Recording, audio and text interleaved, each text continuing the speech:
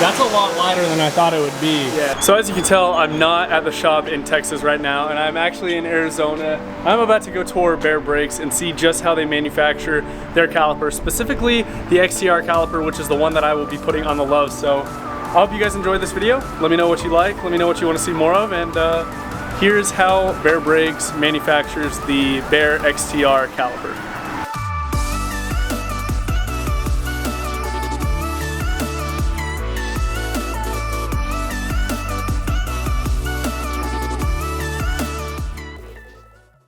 Basically, a lot of people have asked about the history of Baer, and it's really a simple one. Hal Baer, the owner, actually came from a racing background. He ran World Challenge in the 90s. We ran it for a couple years. It was basically a budget build. It was technically a B-class car that they ran in A-class. And it was basically the first Mustang to make it on the Pole World Challenge.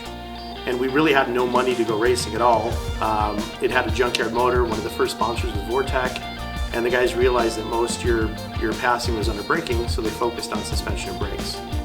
So the car, they got out of a junkyard, they designed all the suspension and the roll cage, and they adapted a later model caliper to the car. And at that time, nobody was building brakes for any Mustangs or any of the domestic vehicles. So we put an ad in the magazine on who wanted brakes for Mustang, and that's pretty much how Baer Brakes started. You know, our goal was to basically bring modern race technology to the average enthusiast and road-going cars. You know, back where monoblock started, where calipers might have been $3,000 or $4,000 a single caliper, most of the guys could never do that. You know, and we just figured if we're able to build them in much larger quantities and build them much, you know, design all the fixturing and tooling to be able to mass produce them, that we're able to bring that to the road-going community.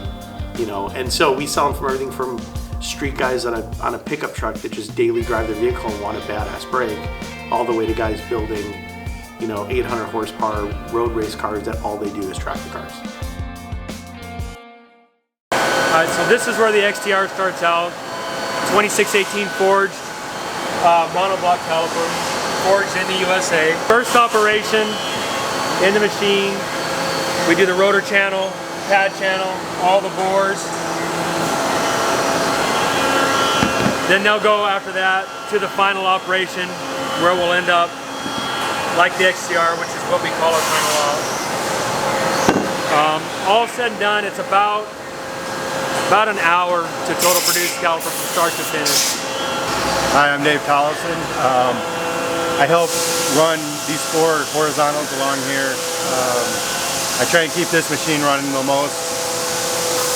4 pairs at a time, 2 rights, no. Yeah, 2 rights, 2 lefts. 4 rights, 4 lefts. Loading process, I guess. Yeah. Taking it off.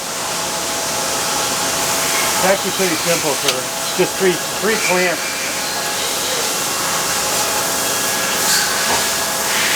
So has this machine always been able to run this many calipers going through, or has it, you know, when it started, was it, you know, were you guys only running 1 caliper at a time, or has it just grown from there? So the original, when we first started making this caliper, it was made on that machine right there. That machine wasn't big enough. We basically made 1 caliper at a time. It took about 8 hours to get through a caliper. It was horrific. But when we started making this caliper, we weren't making our own caliper at that time. In early 2000, Hal came to me and said, hey, we're going to build our own new caliper.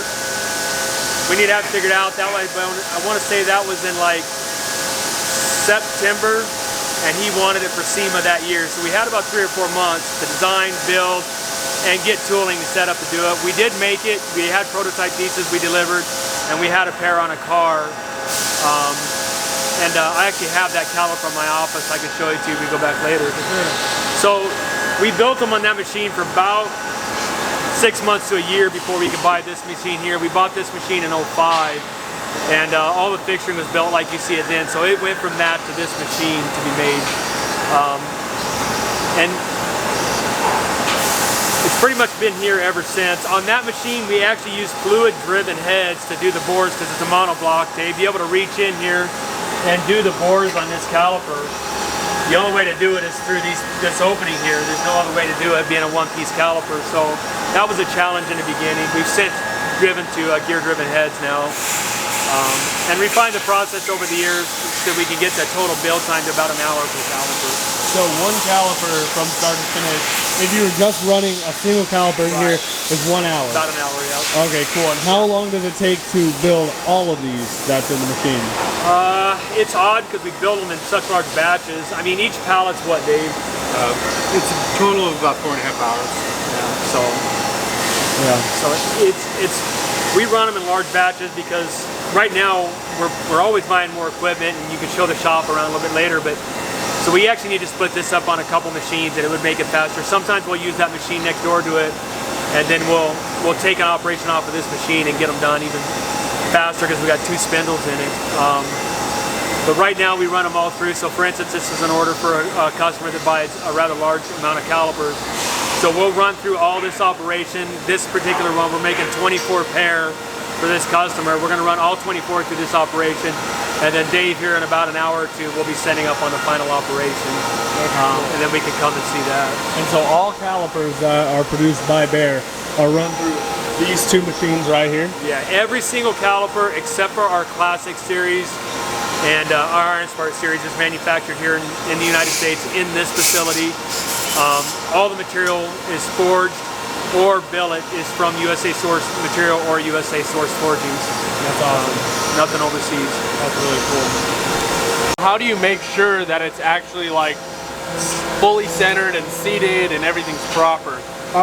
Well, there's a big bore side and a little bore side. First I make sure that it's flipped correctly, and then what I've learned as I've done this, if I tighten from top, first clamp, second clamp, and then third clamp, it tends to seat in there just perfect. Okay, cool.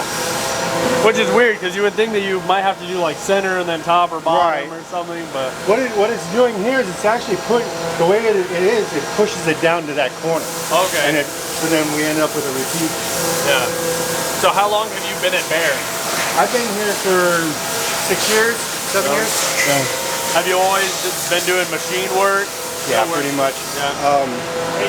When our programmer is out, I help with that as well. Okay, cool. I've done a lot of design work in the past, but I haven't done it since I've been here. Have you always been in the automotive industry or on the machining side? Since I started machining. Yeah. I worked for a company making aluminum radiators. Okay, cool. And the very, very first time I ever cut metal, I said, this is what I want to do with my life. Yeah, what company was it? Ron Davis Radiators. Okay, yeah. That's really cool.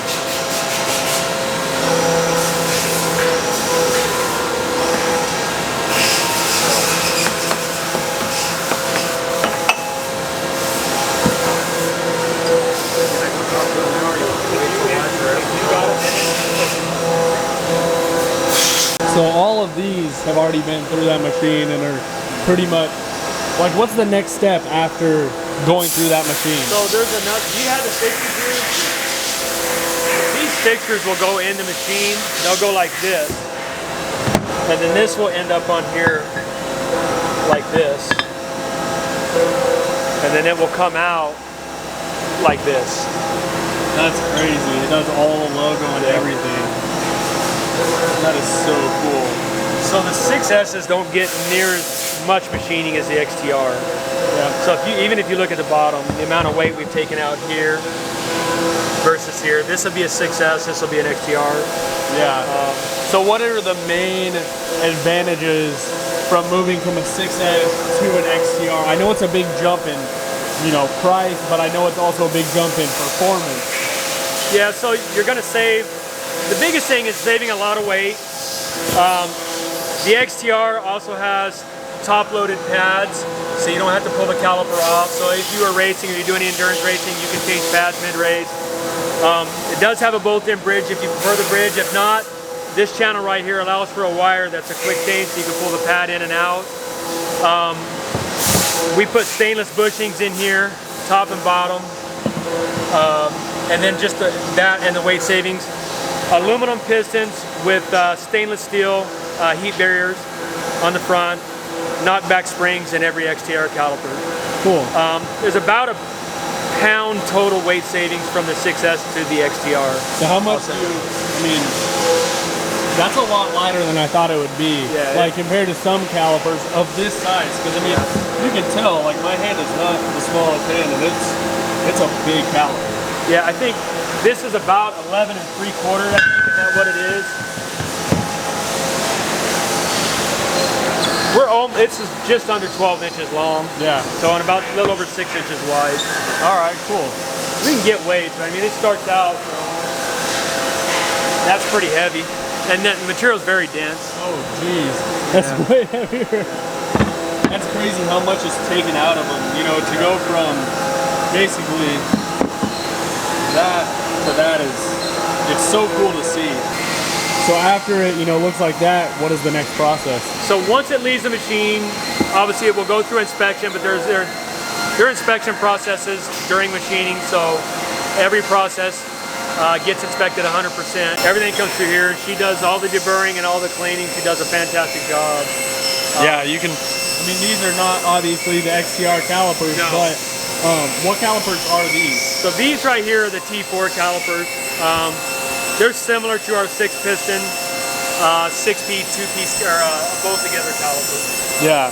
And these are made from USA sourced billet material. They come out of an extrusion. So we get it near net, but it's not a casting. It's just the same as a square bar material, but it has this overall shape, rough shape to it. I think these are similar or the same ones that we run on my mom's wagon, her 66 Bel Air station wagon. Yep. So that's super cool. I've been at Baer for 2 years, All right. and I just start this is my process, and this is my finish. So how long does cleaning up one caliper, specifically the XTR, take, you know, to deburr and clean and all that? To deburr, it's probably like about 10 minutes. Really? Yeah, and then to wash them, it's like about 5. Really? Okay. So how many calipers do you think you clean and deburr in one day? I do about 18. Really? Yeah. What is your favorite caliper to work on? Or are they all the same at the It's end of the actually day? this one right The here. XTR? That's Yeah, awesome. it's Is it the more work easiest or and- is it the more... Okay, so it is more work. It's more work, and that's what I love about it. So what do you have to focus on mainly when it comes straight out of the machine? Like what is the hardest part of cleaning and deburring it? Probably the little spots up in here. Yeah. Other than that, it's all easy, and I love it. So who taught you how to do all that? I learned from a little bit of everybody in here, and then I just went with it, and now I'm pretty fast at it. That's super cool. So you've been here for 2 years and this is mainly what you do? Yep, this is what I do. That's awesome. Then they come out looking, I mean, super great. Yeah, this What are is you doing the- on this one right now? Just deburring So it? this one I'm just deburring. This is how it looks before, and then this is how I make it look. Dang. That is super cool. That's crazy that, you know, you can go through that many in one day, and I honestly didn't know if it would take an hour to do one or 10 minutes. So She's really good at her job. We're really happy with her, and she can do more than 18 a day. She typically will outrun the machines. There's her and another person that does this. But she kind of runs the department. She does a great job, and she can, you know, she'll come in the morning and she'll usually help out somewhere else because she's waiting on a machine to spit parts out to her. So that's awesome. you know, she does 18 to 20 a day, but that's because that's what we're feeding her off of certain Yeah. machines. But she could definitely do more. So if you had to guess how many calipers that you've deburred and cleaned, how many do you think it would be in the time that you've been at Baer? Oh, a lot. I don't. I wouldn't even Thousands? be able to say. Yeah, probably around there. Thousands and thousands. Yeah. That's super cool. Just the 6-piece. So this machine over here, we're doing about 200 to 220 pair of our 6P calipers a day. They all come through her. Or not a day, I'm sorry, a month. Yeah. So we're doing about 220 pair a month off that machine. They all come through her. That is crazy. And that's just the 6P. We have our S4 machine over there, XTR, 6S's. All those calipers come through hers. So after she does this though, is there a part of the shop where they do inspection and, you know, There make is. sure So, everything is... we have an inspection here, and it's actually pretty simple. On the caliper, there's only so many tolerances on here that we have to hold really tight. Everything else is not too difficult, that we don't do any special, takes any special equipment. But we had this tool made here with this tool, and this is actually set up to inspect bores. So this allows us to get into this part here, like this, so that we can inspect the bores. Like so. So we can do the bore and the O-ring, or the O-ring grooves in there as well with this tool. Everything else is checked with either go-no gauges or micrometers and height gauges. Yeah. So it's really critical. So that, you know, we'll check all the crucial stuff to fitment. You know, bores, pad opening, rotor opening, overall width. All of our threads are done with thread gauges. All the threads in the calipers, all the threads in all of our parts are all formed threads. We use roll form taps and everything, so nothing's a cut tap, so the threads are much stronger.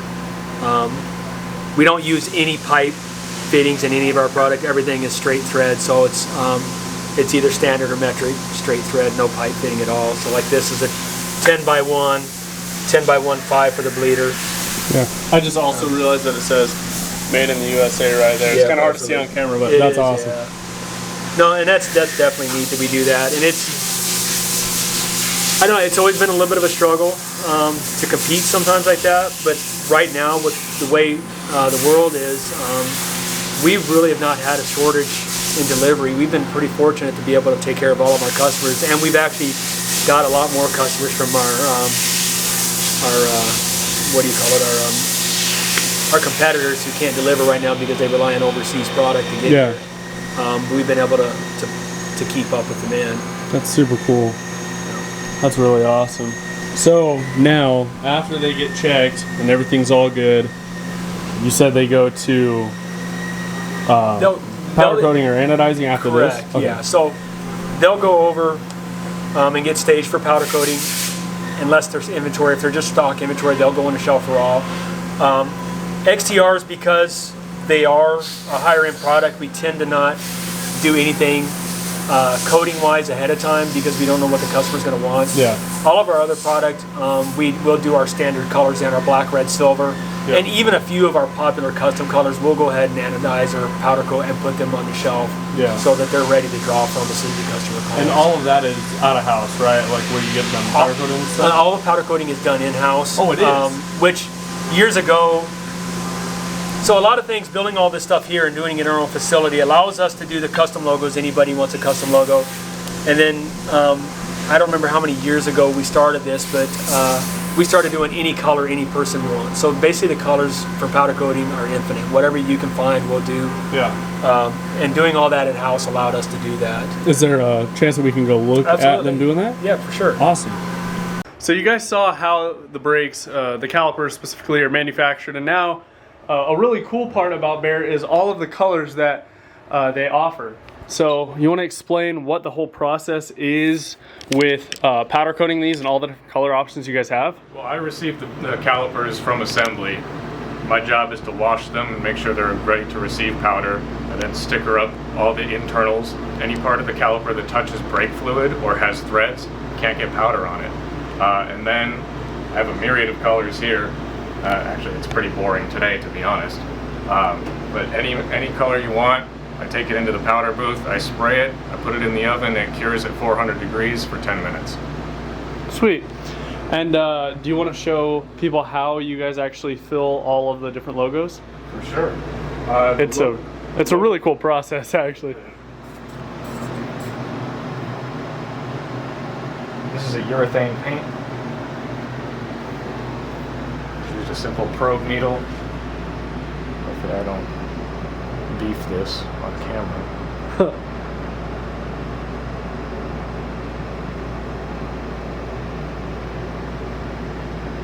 How long does it take for that paint to cure? I will come in tomorrow morning and use a razor to clean this up. It just cures overnight. Okay, cool. And so you guys see just how many he has to do letter by letter of each one. So that's super cool. And like he was saying, you know, they have a ton of different cool colors.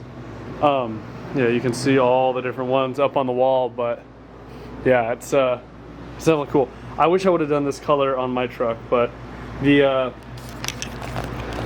brakes that are going on my truck, I wanted to keep a little simple just because I didn't know what color the truck will end up being, but I think you guys will like it. So now I guess it's on to shipping, right? On to shipping. Sweet. All right, so you saw an XCR has been made. Now it's time to get it boxed and shipped out of here.